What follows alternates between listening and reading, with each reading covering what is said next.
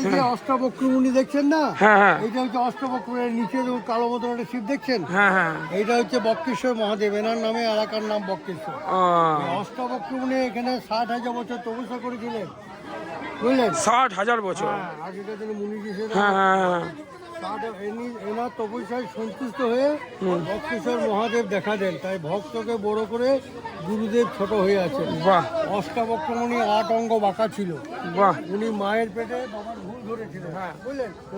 আর অষ্টাবক্রমণি মায়ের নাম গার্গী, হ্যাঁ অহলমুড়ির সন্তান অষ্টাবক্রমণি। বাবার দেবতা করার সময় উনি ভুল ধরেছিলেন, পিতৃ অভিশাপে ওনার 8টা অঙ্গ বাঁকা হয়ে যায়। বুঝতে পারছি আমি, মানে 8টা অঙ্গই বেঁকা হয়ে যায়। এখানে প্রবাদ আছে, হ্যাঁ। 8টা কুণ্ডে স্নান করে হ্যাঁ। আবার দিব্যাঙ্গ শরীর ফিরে পায়।